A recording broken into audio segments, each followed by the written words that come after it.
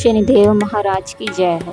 नमस्कार आप सभी को। प्राचीन हिंद पौराणिक कथाओं और ज्योतिष शास्त्रों में शनिदेव को घोर दुख और पीड़ा का प्रतीक माना जाता है। शनि को न्याय के देवता भी कहा जाता है, जिसका अर्थ है कि वह कर्मों की न्यायपूर्ण फल देने वाले हैं। उनका प्रभाव जीवन के विभिन्न पहलुओं पर शास्त्रों में विस्तार से वर्णित किया गया है। शनिदेव का रंग काला होता है और जो उनकी पहचान है, काला रंग उनके गहरे और अदृश्य स्वभाव को प्रतिष्ठित करता है। लोग काले रंग को शनिदेव के संकेत के रूप में मानते हैं। उनकी ग्रह शास्त्र में एक महत्वपूर्ण भूमिका है। शनि के ग्रहण की स्थिति और दशा व्यक्ति के जीवन पर प्रभाव पड़ता है। उनके प्रभाव के अनुसार उन्हें बड़े संकटों के शासकों का कारण माना जाता है। ऐसा कहा जाता है कि शनिदेव की दया और कृपा पाने के लिए मनुष्य को इसका सामना करना पड़ता है, इसलिए उन्हें भय और आपत्ति का प्रतीक माना जाता है। ज्योतिष शास्त्र में शनिदेव का महत्वपूर्ण स्थान है। शनि ग्रह एक ऐसा ग्रह है जिसके प्रभाव से जीवन में सामान्यतः दुख, बाधाएं और समस्याएं दूर होती हैं। इसलिए जब कोई व्यक्ति शनि के प्रभाव में होता है तो विभिन्न परंपराओं का सामना भी करना पड़ सकता है। शनिदेव का प्रभाव व्यक्ति के कर्मों पर होता है। शास्त्रों में कहा गया कि जो लोग अच्छे कर्म करते हैं उन्हें शनिदेव का प्रभाव सुखद और अनुकूल मिलता है। वे उनकी दया और कृपा को प्राप्त करते हैं। वहीं जो लोग बुरे कर्म करते हैं उनके लिए शनिदेव का प्रभाव कठोर हो जाता है और परेशानी का हो जाता है। इसलिए शनिदेव अच्छे कर्मों को सक्षम करने और बुरे कर्मों को प्रमाणित करने का संकेत देते हैं। शनिदेव को न्याय का देवता कहा जाता है। शनिदेव को प्रसन्न करने के लिए शनिवार के व्रत करने का विधान है। आइए जानते हैं कि शनिवार के व्रत करने का महत्व और नियम। साथ ही ये जानेंगे कि हम इसे कब शुरू कर सकते हैं। शनिदेव को प्रसन्न करने के लिए दुख और निर्धनता दूर करने के लिए शनिवार का व्रत रखने का विधान है। शनि से पीड़ित व्यक्ति को अपने कल्याण हेतु शनिवार का व्रत अवश्य रखना चाहिए। निर्दोष शनिवार से शनि का व्रत प्रारंभ करना सर्वोत्तम माना गया है। वैसे तो किसी भी वार का व्रत शुक्ल पक्ष में प्रथम वार जब वह आए तो तभी से आरंभ करना शास्त्र सम्मत है। शनिवार का व्रत भी बढ़ते चांद की दिना यानी कि शुक्ल पक्ष के प्रथम शनिवार से प्रारंभ किया जा सकता है। व्रत प्रारंभ करते समय किसी पंचांग द्वारा पंचांग का ज्ञान न होने पर किसी विद्वान या ज्योतिषाचार्य से भात मास का विचार तथा जन्म राशि गोचर या चंद्रमा की शुद्धि अवश्य देखनी चाहिए, क्योंकि व्रत सफलता के लिए जरूरी है। इसे निर्दोष वार एवं शुभ मुहूर्त में ही प्रारंभ किया जाए। शनिवार का व्रत शनि प्रदोष से भी आरंभ किया जा सकता है। शनिवार व्रत आरंभ करने की विधि। शनिवार को प्रातः काल स्नान आदि से निर्वित होकर अपने इष्ट गुरु और माता पिता का आशीर्वाद लेकर व्यक्ति को व्रत का संकल्प लेना चाहिए। शनिवार का व्रत कैसे करें। शनिवार का व्रत करने के लिए इस दिन सुबह उठकर स्नान कर लें। कोशिश करें कि हमेशा कुएं या जल या नदी के जल से ही स्नान करें। सुबह पीपल के वृक्ष पर जल जरूर चढ़ाएं। मंदिर में शनिदेव की लोहे की मूर्ति को पंचामृत से स्नान कराएं। शनिदेव को काले तिल, फूल, धूप, काले रंग का वस्त्र, तेल अवश्य चढ़ाएं। इसके बाद शनिदेव के मंत्रों का उच्चारण जरूर करें। अंत में पीपल के पेड़ की 7 बार परिक्रमा जरूर करें।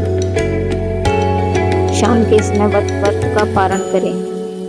शनिवार व्रत का पारण काली उड़द की दाल और खिचड़ी से करना चाहिए। इस तरह यह व्रत 7 शनिवार तक करें। इस तरह आप कुल मिलाकर 7 शनिवार के व्रत आराधना करें और व्रत रख के पूजा अर्चना करें। शनिदेव आपके सभी दुखों को हर लेंगे। शनिदेव को प्रसन्न करने के लिए लोग शनिदेव की उपासना करते हैं और विधि विधान से पूजा पाठ करते हैं। शनि दोष से मुक्ति पाने के लिए शनिवार का व्रत करना बेहद लाभकारी माना गया है। कि शनिवार का व्रत रखने से शनि की 7.5 ढैया के कष्टों से मुक्ति मिलती है। इस दिन मंदिर में जाकर शनिदेव को नीले लाजवंती का फूल, तिल, गुड़ अर्पित करना जरूर चाहिए।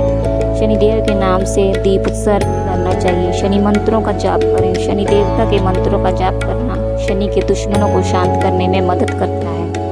ओम शम शनिश्चराय नमः और शनिश्चराय नमः जैसे मंत्रों का नियमित जाप करना शुभ माना गया है। तिल के तेल का दान करें। शनिवार को तिल के तेल का दान करना शनिदेव को प्रसन्न करने का एक प्रभावी तरीका है। आप तिल के तेल की एक छोटी बोतल को मंदिर में या शनि देवता के सामने रख सकते हैं, उसका दान कर सकते हैं। शनि देवता के व्रत रखें। आप शनि देवता के व्रत रखते हैं, नियमित जाप करें और सात्विक आहार लें।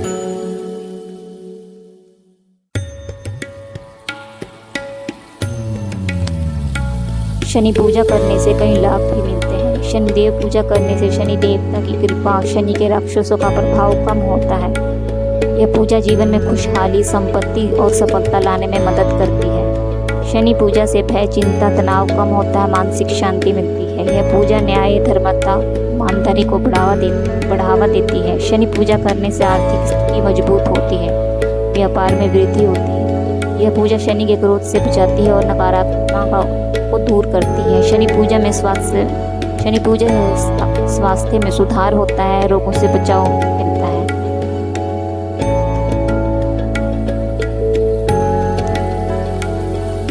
शनि व्रत कथा। एक समय सभी नवग्रहों सूर्य, चंद्र, मंगल, बुध, बृहस्पति, शुक्र, शनि, राहु और केतु में विवाद छिड़ गया कि इनमें से सबसे बड़ा कौन है। सभी आपस में पूछने लगे और कोई निर्णय न होने पर देवराज इंद्र के पास निर्णय कराने पहुंचे। इंद्र इससे उलझ गए और इस निर्णय को देने में अपनी असमर्थता जताई, परंतु उन्होंने कहा कि इस समय पृथ्वी पर राजा विक्रमादित्य, जो अति न्यायप्रिय है, वे ही इसके निर्णय कर सकता है। सभी ग्रह एक साथ राजा विक्रमादित्य के पास पहुंचे और अपना विवाद बताया, साथ ही निर्णय के लिए कहा। राजा इस समस्या से बहुत चिंतित हो उठा, क्योंकि वे जानते थे कि उसने किसी को भी छोटा बताया तो वह कुपित हो उठेगा। तब राजा को एक उपाय सूझा। उन्होंने स्वर्ण, रजत, कांस्य, पीतल, सीसा, रांगा, जस्ता, अभ्रक और लोहे से 9 सिंहासन बनवाए और उन्हें इसी क्रम में रख दिया। फिर उन सबसे निवेदन किया कि आप सभी अपने अपने सिंहासन पर स्थान ग्रहण करें। जो अंतिम सिंहासन पर बैठेगा वही सबसे छोटा होगा। इस अनुसार लोह सिंहासन सबसे बाद में होने के कारण शनिदेव सबसे बाद में बैठे, तो वही सबसे छोटे कहलाए। वे सोचते हैं कि राजा ने जानबूझकर किया है। उन्होंने कुपित होकर राजा से कहा, राजा तू मुझे नहीं जानता। सूर्य एक राशि में 1 माह, चंद्रमा 2.25 महीने 2 दिन, मंगल 1.5 माह, बृहस्पति 13 महीने, बुध और शुक्र 1 महीने विचरण करते हैं, परंतु मैं 2 से 7.5 साल तक रहता हूँ। बड़ों को मैंने विनाश किया है। श्री राम की कृपा से सती आने पर उन्हें वनवास हो गया। रावण की आने पर उनकी लंका को बंदरों की सेना से परास्त होना पड़ा। तब अब तुम सावधान रहो। ऐसा प्रतीत होता है कि शनिदेव वहां से कुपित होते हुए चले गए।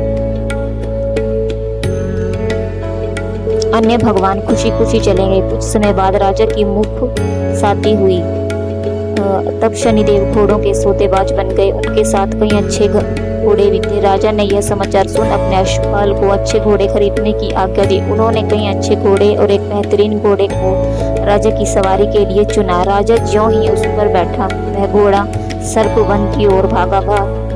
भीषण वन में वह अंतर्धान हो गया और राजा भूखा प्यासा भटकता रहा। तब वह एक ग्वाले ने उसे पानी पिलाया। राजा ने प्रसन्न होकर उसे अपनी अंगूठी दी। वह अंगूठी देकर नगर को चल दिया और अपना नाम उज्जवल स्वामी वीका बताया। वहाँ एक सेठ की दुकान उसने जल इत्यादि पिया और कुछ विश्राम भी किया। भाग्यवश उस दिन सेठ की बड़ी बिक्री हुई। उसे खाना खिलाना और खुश करना अपने साथ घर ले गया। वहाँ उसने एक खूंटी पर देखा कि हार टंगा है, जिसे खूंटी निगल रही है। थोड़ी देर में पूरा हार गया था। तब सेठ ने आने पर देखा कि हार गायब। उसने समझा कि वीका ने उसे चुराया है। उसने वीका को उत्पाल के पास पकड़वा दिया उसे। फिर राजा ने उसे चोर समझकर हाथ पैर कटवा दिए। वह चौरंगी बन गया और नगर के बाहर फिकवा दिया। वहां से एक तेली निकल रही थी, जिसे दया आई और उसे अविका को अपनी गाड़ी में बधाई दी। उसने अपनी जीप से बैलों को हाँकने लगा।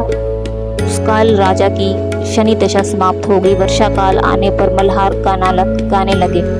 जब जिस नगर में थी वह वहां की राजकुमारी मन भावनी को इतना भाया कि उसे मन ही मन प्रण कर लिया कि वह उस राग गाने वाली से ही विवाह करेगी। उसने दासी को सरदार भेजा। दासी ने बताया कि वह एक चौरंगिया है, लेकिन राजकुमारी ना मानी। अगले ही दिन स्वांग वह अनशन पर उतरी और विहंग तोई उसी से।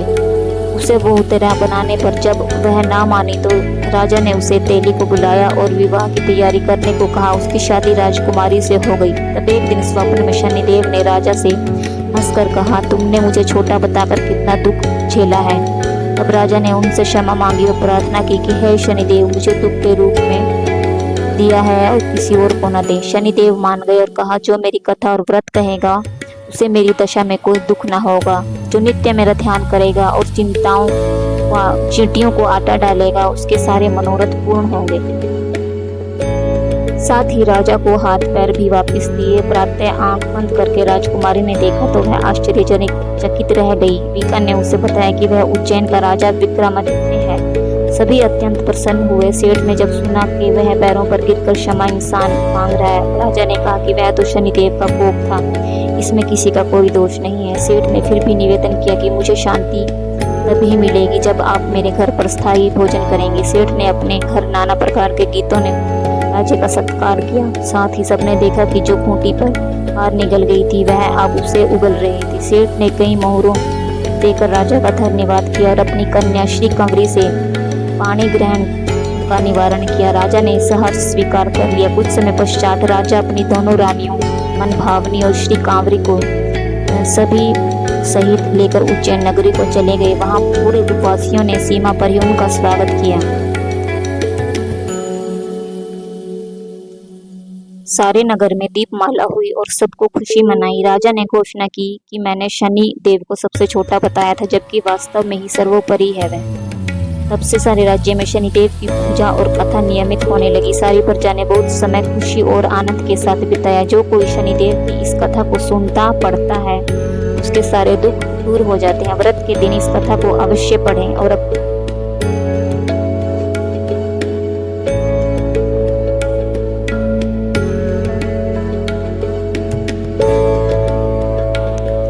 सारी प्रजा ने बहुत समय खुशी और आनंद के साथ बिताया। जो कोई शनिदेव की इस कथा को सुनता या पढ़ता है, उसके सारे दुख दूर हो जाते हैं। व्रत के दिन इस कथा को अवश्य जरूर पढ़ें। शनिदेव को पसंद है आग के फूल, इसे मदार का फूल भी कहा जाता है। आग भी नीले रंग का ही होता है। आग के अलावा आप शनिदेव को नीले रंग के अपराजिता के फूल भी अर्पित कर सकते हैं। शनिवार को शनिदेव के अगले चरण में नीले रंग के 5 फूल चढ़ाने से शनिदेव शीघ्र प्रसन्न होते हैं और सभी मनोकामनाएं पूर्ण करते हैं। जय शनि महाराज।